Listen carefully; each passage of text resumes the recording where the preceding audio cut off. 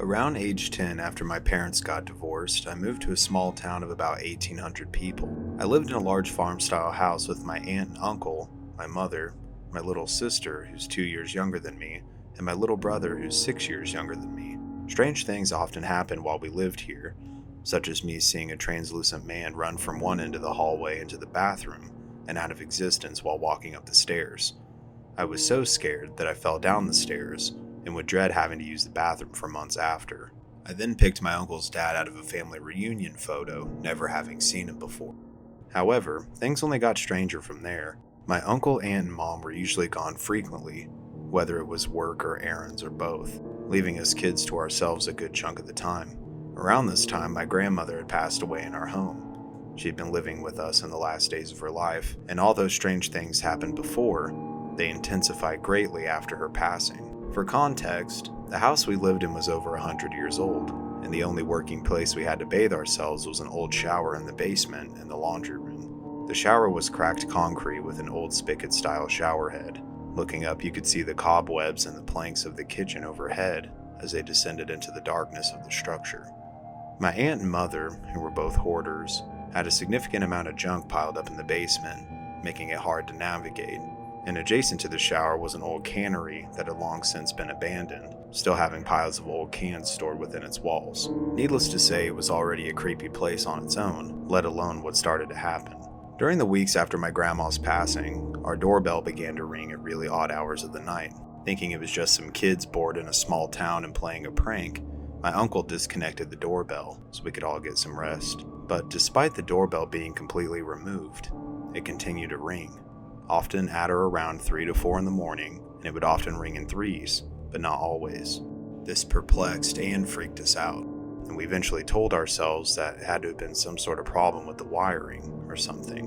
When it was time to take a shower and get ready for bed, we would often go in pairs as to not be scared. One of us would shower, and the other one would stand outside the door to talk to the other.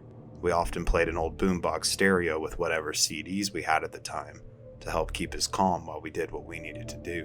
One night, I was keeping watch while my sister showered. We talked, as we often did, about what had happened that day at school and what was going on with our lives at the time. And suddenly, the power went out. But what made that worse was that the boombox was playing at the time, and it faded into an eerie low octave as it shut down. My sister, who was already terrified at this point and covered in soap, began to freak out.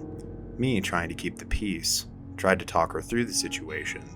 I told her to try and rinse the soap off and quickly grab a towel so we could both go back upstairs.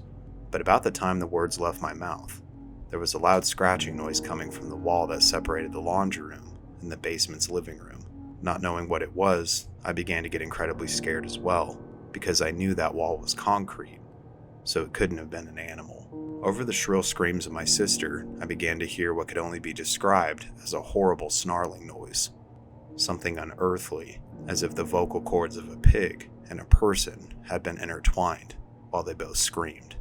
At this point, my sister and I were screaming as well. My sister, panicking, was scratching my back trying to claw her way to me in the darkness of the basement.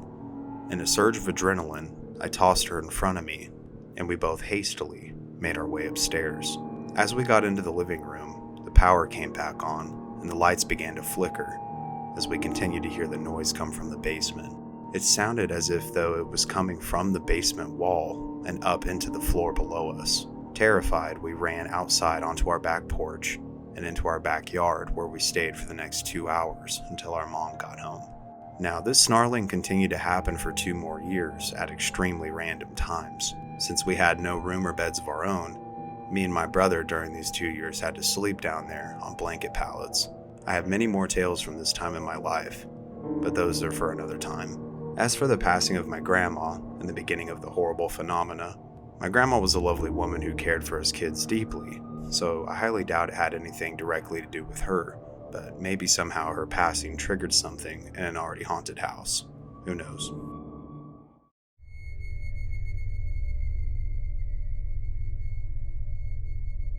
I have a friend who grew up in a very small town. Her parents got divorced when she was a kid because her father was a horrible alcoholic. She went with her mom and they moved a few towns away. Her father's drinking escalated until he was found dead in their old house. Because he was a reclusive alcoholic, it took quite some time before anyone discovered his body. My friend's living situation was poor, so when their old house went to them after his passing, they moved back in. A few weeks after returning, my friend was woken up in the middle of the night. She felt a strong compulsion to look out her window, and when she did, she saw her deceased father in his work clothes that he always wore. He walked out of view towards the laundry room, and it seemed like he wanted her to follow him. She went out into the dark hallway and started walking towards the room, and out of nowhere, she walked into something and screamed.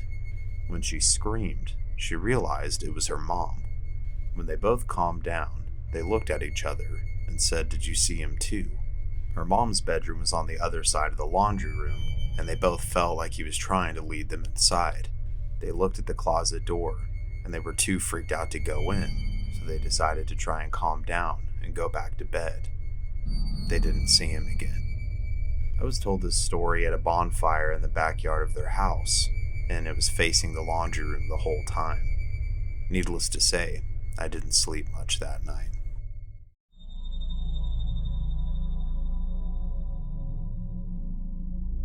I live in Russia and was a foreign exchange student in America when this happened, and had been set up for one night in a very old mansion owned by an elderly couple. It was on a large plot of land on the East Coast, with nothing around for miles. The couple was very nice and welcoming, but the house was a little off-putting. There were crosses everywhere from the moment we walked in. One of the walls, the tables, the dressers, everywhere we looked. When we ate dinner, the old lady insisted that we all pray before eating, and it felt odd, but we did it to be polite.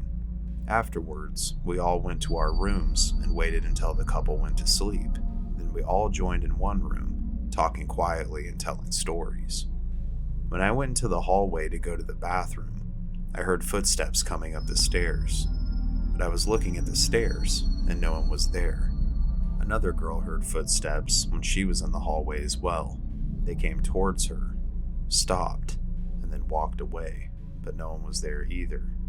Every so often we would hear strange old-timey music coming from outside of our room, and the old couple's room was on the other side of the mansion, so it definitely wasn't coming from them, and we never did find the source. Eventually, we all decided to do a seance of sorts. We lit candles, sat in a circle, held hands, and asked if there was anyone that wanted to communicate. Nothing seemed to happen at first, but when the candles began to flicker, we asked again, and then one of the girls screamed. She said that something had pushed up against her back. Not wanting to push things any further, we all said goodbye and ended the seance.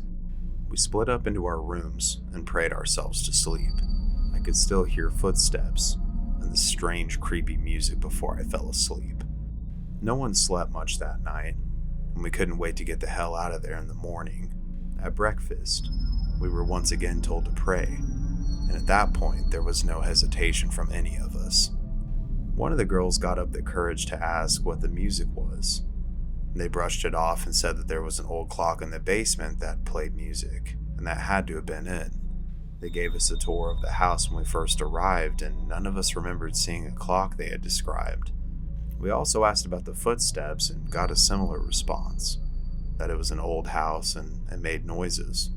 They seemed like they didn't really want to talk about it, and we didn't push it. We were just grateful that it was a one-night stay, and when our ride came, we rushed out of there, and I will never go anywhere near the East Coast again. Hey guys, I hope you enjoyed the video. Don't forget to leave a like, comment, and subscribe. I did just want to mention that the first story was my own, and the other two were secondhand accounts from my fiance's friend. Everything mentioned in the first story is true, and I have many more experiences that I'll be making content on. And with that, I'd like to give a huge shout out to Say Evil. He makes some awesome content and is all around a great guy, so make sure you go check out his videos as well. And as always, guys, thank you for watching, and you have yourself a wonderful day.